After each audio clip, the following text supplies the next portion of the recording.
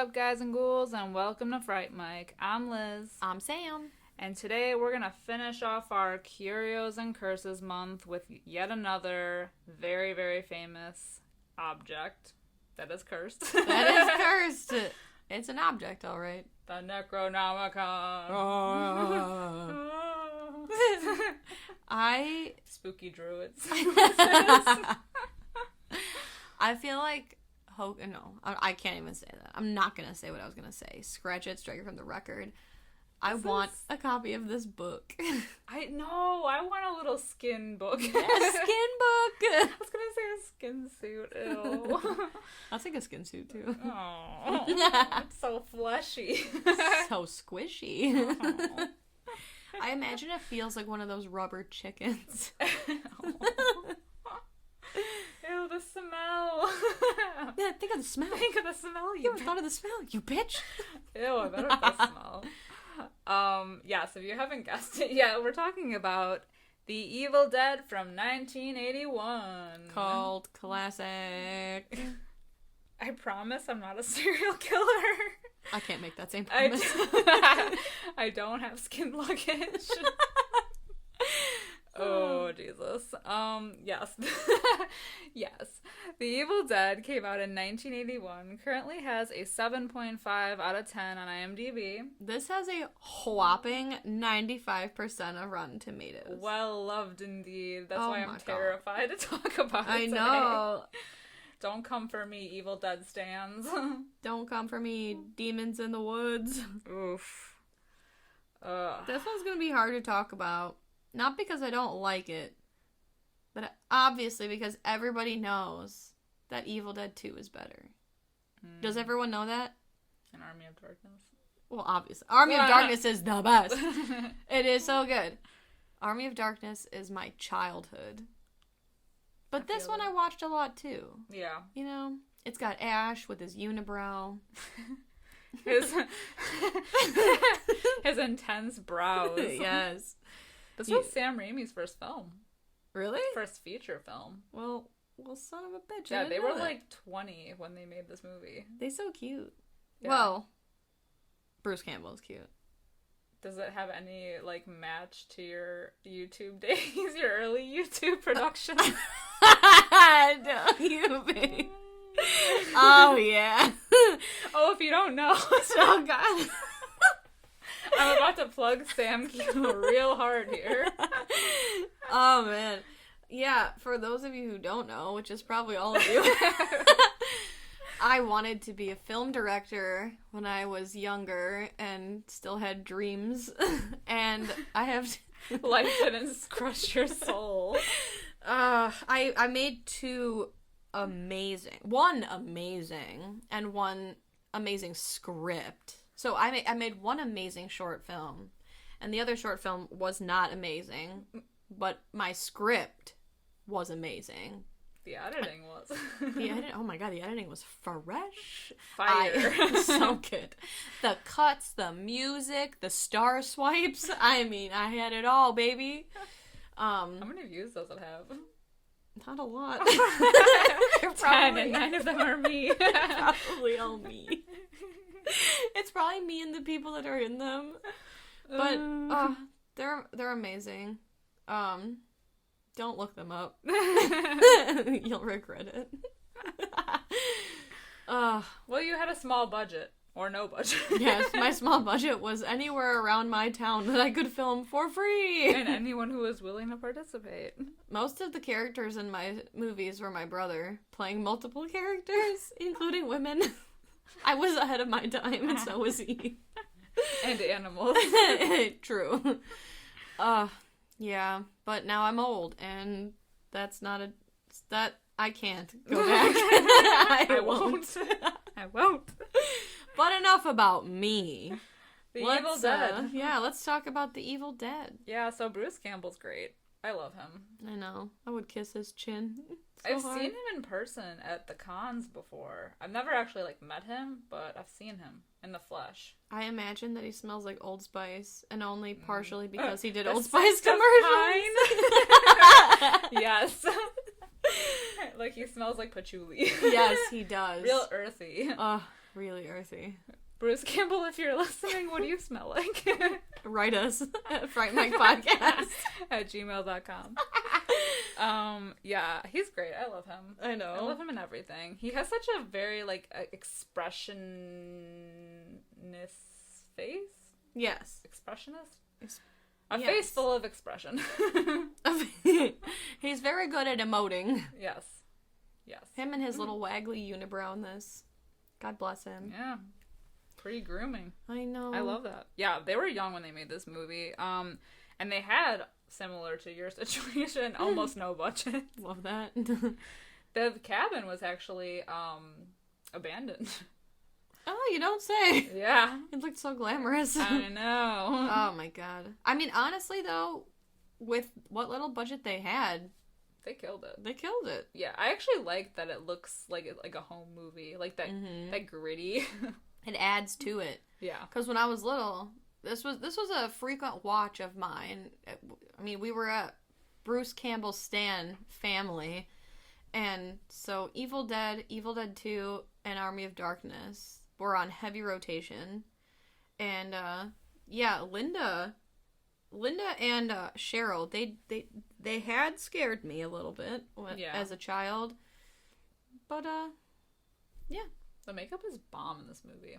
Yeah, it is. Even the use of claymation towards the end. I know. I love it. They went full Wallace and Gromit. They did. It always reminds me of Better Off Dead. The little that. burger guy singing. Yeah. Yeah. Everybody wants some. That's the fun thing about, like, watching, like, directors' first movies if they had no budget. It's like everything is so experimental. No, I love it. They're trying to find their thing. Yeah. And I love that. And he found it. Well, let's get into the thing. Let's get into the thing. Yes. So, here we go. It's a cabin in the woods. We got 5 friends. Well, we've got 4 friends and a sister brother. Siblings. So, yes. So 5 people total. This is already rough. Oh my god, I'm so sorry. 5 people crossing the Tennessee border, trying to find a cabin where they can just fucking make it honest, you know? And we see an entity, and it's watching from the woods. And I really love this. I love this entity so much because you never see whatever it is. It's just a camera zooming real quick in and out of the trees, Edward Cullen style. But I love it. Yes. And it is really cool how they do that. They do it in a couple of times in this movie. At the end, the beginning, and I think once in the middle too. And we get it a few times yeah. Once or twice in the middle. Yeah. It's cool. So it's always like POV. But so it's watching them from the woods. They're driving. Scotty's driving, and Ash, aka Ashley, aka the Chin, aka the Crimson Chin.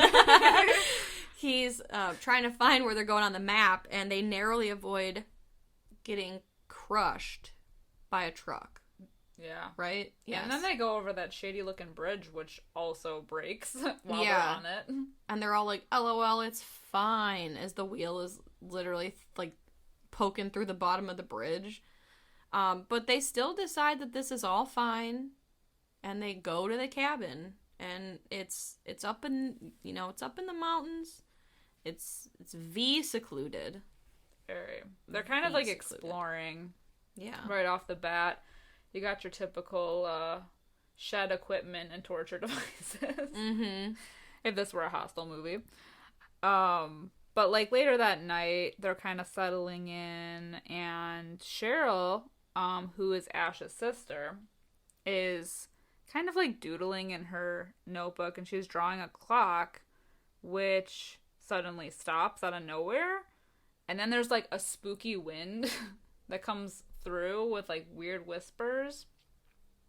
So she's just kind of like, okay. And all of a sudden her hand becomes, like, possessed. Yeah, it's very idle hands adjacent. Shit gets, like, real quick. Yeah, so she's got the case of the idle hands, and she's drawing this book of the dead. She's drawing the Necronomicon, but her hands all gross and veiny, and she's like, ah! And it's a real rough sketch, to be honest. The Deadite could have taken an art class or two, but that's okay. He needed lessons. Yeah, it's fine. And then she hears banging coming from It's like a basement / cellar. It's creepy. / hole in the ground. yeah, it's a hole. It's a hole. But she's like, whatever.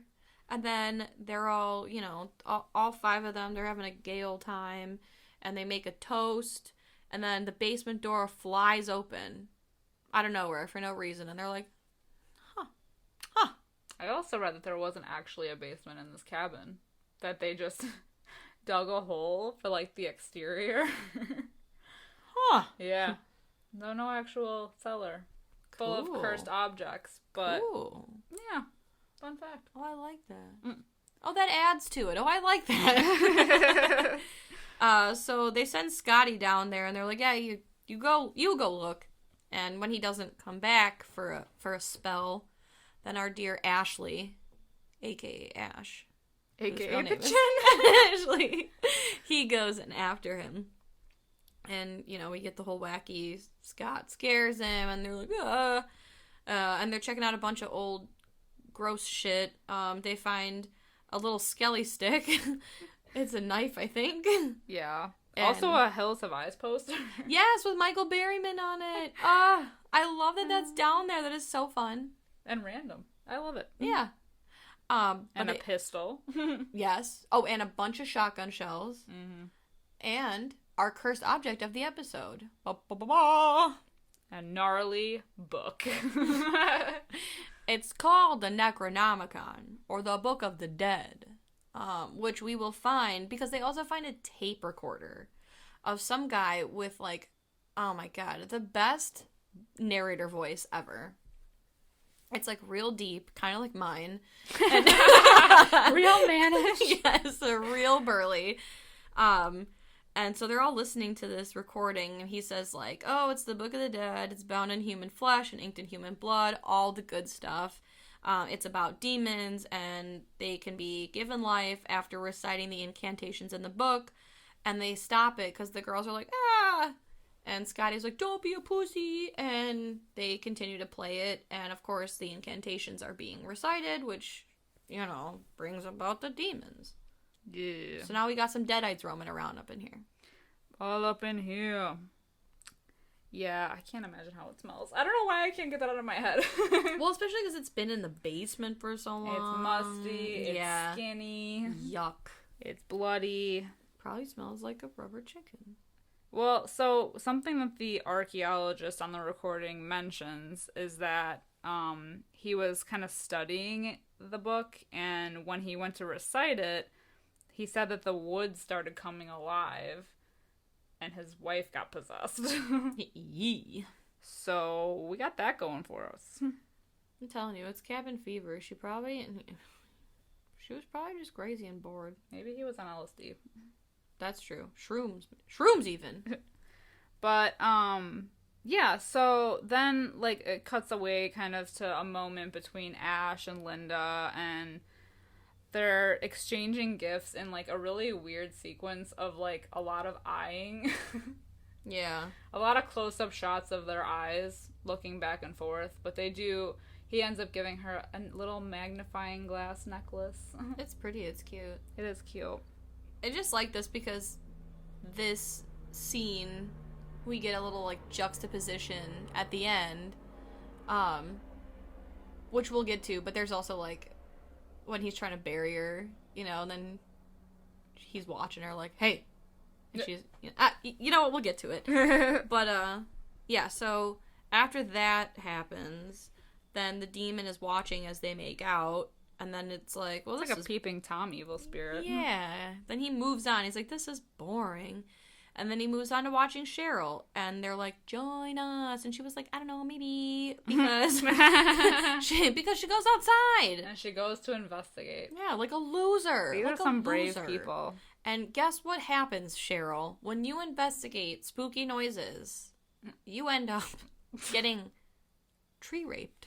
Yeah, the infamous tree rape scene. She got raped by a tree. And yes, that's exactly what it sounds like. It's exactly what you think it is. Yeah, I don't know what I was expecting, but that's what happens. And then she's chased back to the cabin when she breaks free, and she's like, Ashley! She says Ashley a lot. And she basically says, yo, this shit's whack. It's fucked. We gotta get out of here now. She's, like, hysterical. I mean, as one should be. Mm-hmm.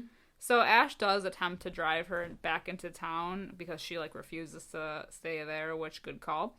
But then, like, when they come upon the bridge, again, the one that almost fell apart when they were driving over it, it's completely destroyed.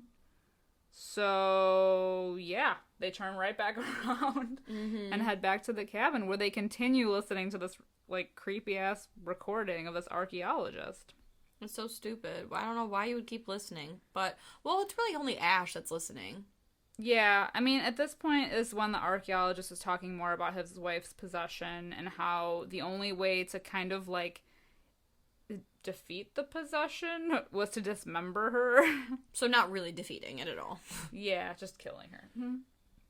So the girls are playing kind of like a card game, and they're, like, tricking each other, and it's all fun and games until Cheryl, who's, like, glancing out the window, turns around and is suddenly possessed and floating in the air.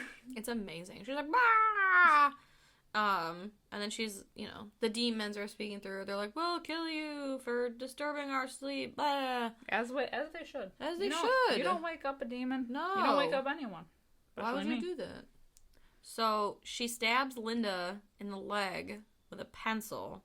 And then it's rough, though. It is pretty brutal. Long. Yeah. And then she throws Ash into a bookcase, which happens a lot in this movie. He gets tossed into a lot of bookcases. And then Scotty, like, karate kicks her down. Back into the basement. Yes. And they chain the door shut. So they lock Cheryl in the basement to think about what she's done.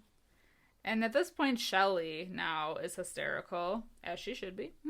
And she decides to head to bed, but the evil spirit smashes through her window now and possesses her.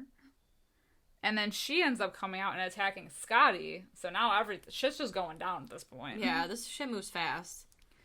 And so, but I love how the whole time that she's like... she's, like, attacking Scotty and, like, antagonizing him. You have Cheryl, who's in the basement, but she can still kind of, like, creep up and look. She's just, like, chirping them the whole time. She is. like very, very that.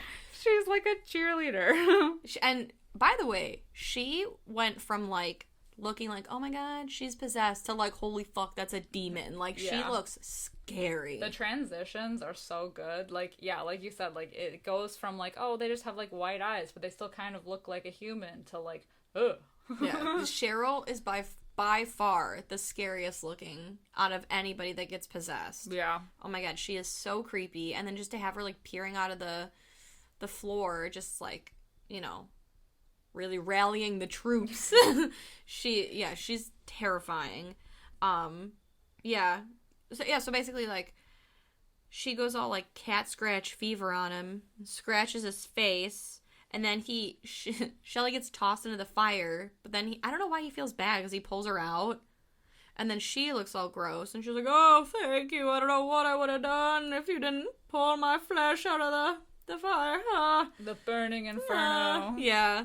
And then I don't understand this. So then he stabs her with the skelly stick, and then she gnaws off her hand. He, like, well, because she tries to stab him with that Kandarian blade, but to, like, avoid that, he, like, hacks at her wrist, and she just decides to chew off the rest of it. Okay.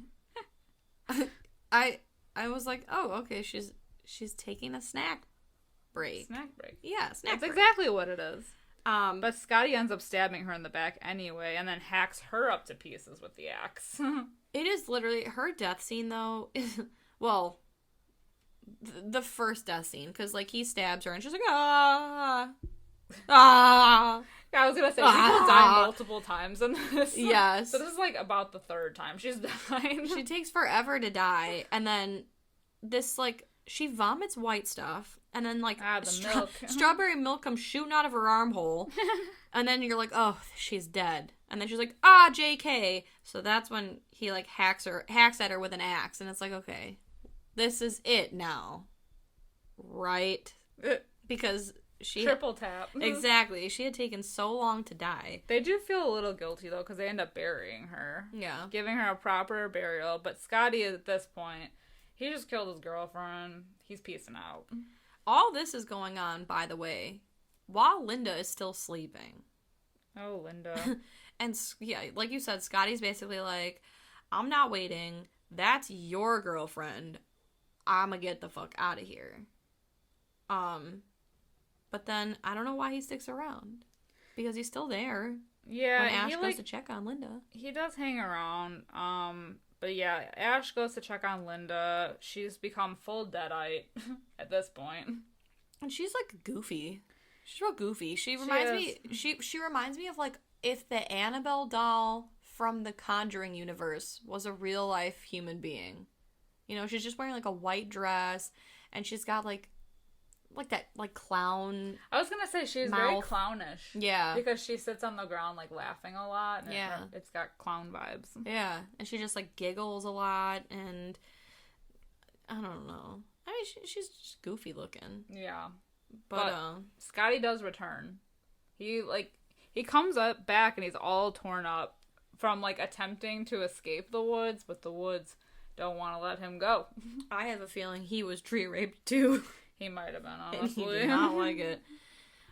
He tells Ash that there's a trail that goes up around the mountains because it's the only other way to get out of where they're at other than the bridge that is totally wrecked. But they gotta go through the trees. So that's out. That, yeah. Meanwhile, Cheryl's still chirping from the cellar. I love it. The whole movie, she's just, like, chilling. Oh my god, what an MVP. She's basically like, I hope the devil rips the flesh from your miserable bones.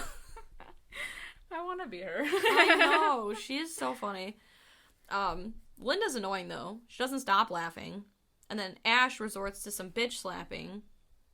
And it still doesn't get her to stop. So he points a shotgun at her, but then she, like, turns back to normal. She's like, wait, Ash, I'm all better.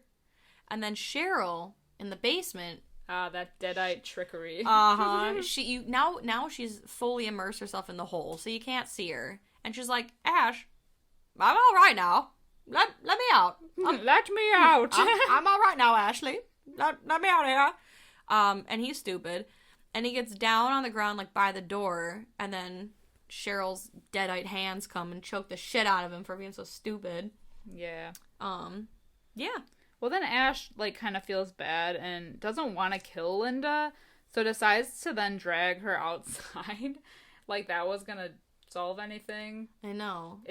All it really does is give him that, like, moment of peace with Scotty, who's inside dying at this point. And Linda's, like, antagonizing him, too. She does that thing like, we're gonna get you, not another peep. Like, shut up. Oh my god. Listen. Why? So, yeah, Scotty unfortunately perishes. Yeah, he did not make it till dawn. He did not. He was looking rough, too. Mm-hmm. But Linda comes back in, popping in, stabs Ash. With the skelly stick. And he throws her to the ground, and that's when she gets, like, impaled, and more milk vomit comes out. Yeah, it's gross. So then she dies. Ish. Kind of. Sorta. For now. He decides that he has to do the deed. He chains her up in the shed to a table, and, like, attempts to pick up a chainsaw. The chainsaw. Attempts to chainsaw, but he kind of, like, chickens out, so he ends up burying her with the necklace. Yes.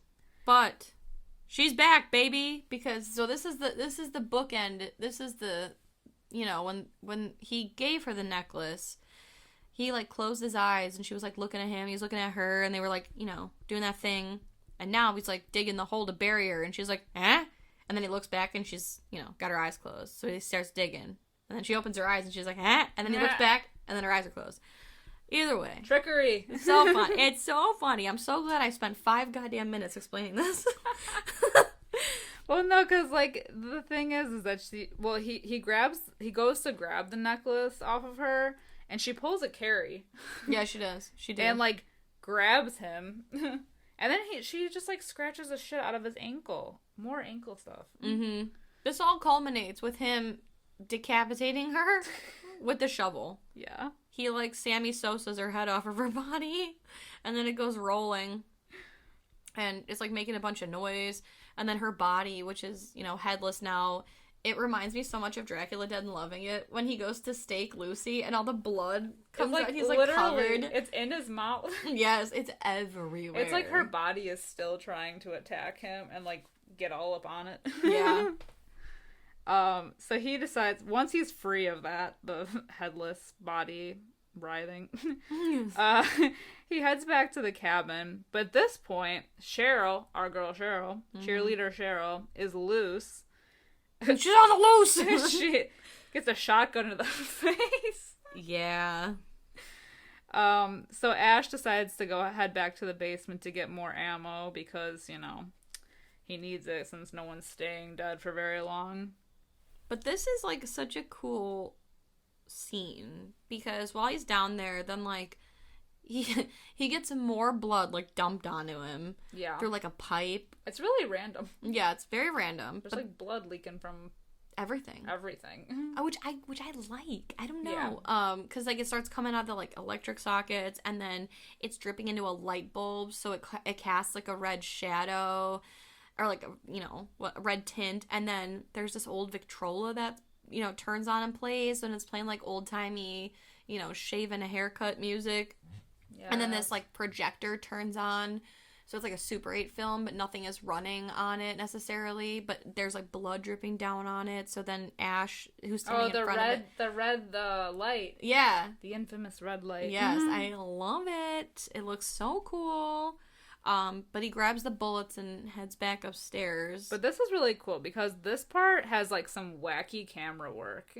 Because at this point, like, it's not even the people that are possessed, I feel like. It's, like, the entire cabin becomes possessed. Like, it started with the blood leaking from everywhere, and now, like, we have that shot of the camera, like, upside down on the ceiling, like, floating at him. Mm-hmm. And it's kind of cool. It, like, gives you the sense that, like, it's like a fun house. They do it. Of gore. They do it more in the second one. Because in Evil Dead 2, they're like, okay, this is just straight up comedy. And, like, you know, like the fucking deer on the wall starts, you know. So it's like... how it starts talking. Yeah. But this was where it all started. Which it is. It's really cool camera work. And, like, that... And then they have that whole thing with the clock going, like, crazy and haywire, so you don't even know what time it is. And it's, like, Ash almost is, like, realizing, like, he might be losing it. Because even the mirror that he walks up to, he, like, touches the mirror and it turns into, like... water, like liquid. It's really cool. It's really cool. Yeah. For having no budget, that shit looked dope. Yeah, for having no budget, the effects are, like, bomb. Yeah. So he just, like, uses the necklace as, like, kind of a way to almost keep himself grounded because there's so much shit going on. And he's definitely, like, losing his goddamn mind. And he shot Cheryl in the face, like, twice now. Because she pops up and he, you know, unloads on her. And then we get Scotty, who's now possessed. And he attacks him from the inside of the cabin as Cheryl is trying to get him from the outside. So he's, like, fucked either way. And then Ash, he, you know, gets all up on Scotty and gouges his eyes out with his thumbs. Looks real painful. It never looks great when that happens. No, you hate to see it. You do hate to see it. He won't be seeing it. But you know. You know. But then Cheryl gets in, and then she bitch slaps Ash around. There's a lot of slapping. And then I'm pretty sure Cheryl then beats him with a poker, and Scotty's, like, climbing up on his legs, and Ash is, I know, he's just struggling to get... He's trying to use the necklace to lasso the Necronomicon closer to him, and then he does, and he throws the book in the fire, and that's when they all start, which is the key. It was the key all along. But then they start, like, withering and deteriorating and rotting, and it's all claymation. It's all celebrity deathmatch. I love that, though. I know, it looks so good, though. It's fun. But Yeah, stop motion deadite disintegration. Yeah. I just wrote, there's a lot of gore and exploding body parts. Yeah. Also, cottage cheese leaking from arms. Yeah. I don't get what the dairy, because it's like milkshakes, milkshake vomit and cottage cheese. Maybe it just makes for good pus. Ew. I don't like that. Pus. And then there's like the bloody hands out the chest, like the chest bursting hands. Yes. It's almost like the demons from hell coming to, I don't know, do something. I feel like at this point they had like so much left in the gore budget. Yeah. They just went all out at the end. It's like the fireworks finale on the 4th of July. Literally, like none of it makes sense, but they all went all out for it. Yeah. So the next morning, Ash walks out of the cabin. Everything is seemingly calm and peaceful now that he's destroyed the Necronomicon in the fire. But alas, we get that final camera POV shot through the woods and gets him from behind. Bah! End scene. And then we get fun Victrola music playing in the credits. Really effective. I love that. That's my Victrola.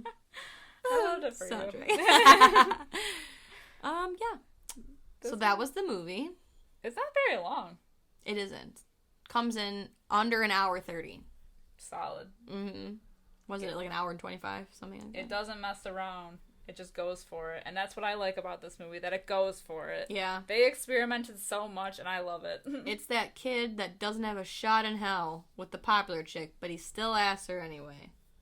The underdog. The underdog. The Evil Dead is the underdog. Now, before we get into ratings and all that, I gotta ask you, what did you think of the remake? I like the remake. I do too. Okay. I don't know if that's an unpopular opinion. I don't know either. I know Luke doesn't like it. Lucas. I know. He was like, I didn't like it. And I was like, I don't like you. I did like it. It was spooky. I liked the gore. I liked the effects. Mm-hmm. Yeah. I like that Ash is a girl. Yeah. They really crazy turned the tables on that one. They did. They did. Yeah, I have no problems with the remake. Yeah, I liked it. which is weird because, I don't know. I feel like a lot of people the people that do have problems with it, I'm not going to say that it's because they're such diehard fans of the original, and so, like, it's one of those, like, you can't repeat perfection to them in their eyes, but I feel like that might be it. Yeah. I don't know. Be. If you've seen the remake, let us know what you think about it, or, like, why, if you don't like it, why that is, because I want to know. I do want to know, too. Because I thought it was a solid movie. But from everybody I talked to about, like, the remake, they don't have a problem with it either. So maybe it is just, like, more well-received than I think it is. That could be. But this one's kind of cool just because it has, like, those, like, funky gore effects and the funky camera work that gets used even more, like you said, in Evil Dead 2. But they kind of, like, it was, like, their jumping off point for this movie. For sure. To set up this whole, like, series. Yeah. I like it. Yeah. I like it a lot. I like the practical effects. They were bomb. Mm-hmm. I love that mirror shot. Yeah. That was the coolest special effect to me. Yeah. And I like that they're, like, it, like, really, like I said in the beginning, I really liked how it looks like it was shot, like, literally with, like, a handheld camera. And, like, the grainy effects and, like, the fact that it was an abandoned cabin really adds to that, like, gritty, like, almost realistic, dare I say, aspect of it. Yeah. It looks like a found footage film that's not a found footage film. Yeah. That's what I like. Yeah. Whereas the new, like, the remake is more polished. Mm-hmm. Oh, yeah. It's got the studio it's feel got the all Hollywood over it. feel, whereas this has that, like, yeah. early 80s feel. Oh, hell yeah. 1981. Like, even when you're watching it on DVD, you're still watching it on VHS. Exactly. It's very vintage. Alright, Vintage. so you already said that you liked Evil Dead 2 more. So what's your rating for this one? I'm gonna go middle of the road. It's 2.5 out of 5 for me. Okay. How about you? I went 3.75 out of 5. Oh! I know. Every time I watch this movie, I like it more and more. But, Yeah, I don't know why the 3.75. I didn't want to give it a 4 because I like Evil Dead 2 more. Mm-hmm. But I still like... I think this one's fun. Yeah, this one's definitely fun. Yeah. It's not a movie that... Like, it reminds me so much of my childhood that as an adult I can just throw it on and watch. So I feel bad that it, like... I don't know. It's a middle-of-the-road movie for me. It's one of those I can put it on for background noise. And that's fine, because you know what? I'm actually not a diehard Evil Dead fan. Yeah. So I'm even surprised at myself for, like, giving it that high. But, you know, like I said, every time I watch it, it's just, like, kind of fun to throw on. Yeah. Especially in the summer. Oh, definitely. And we're, like, literally on the last day of summer as we're recording this. True. Bring on the fall. So, it's a good transition movie into the spooky season. I love it. Say goodbye to summer and hello to, well, fall, I guess. We don't really get much of one anymore. No, we don't. But I'm gonna soak up every last hour of it. For sure.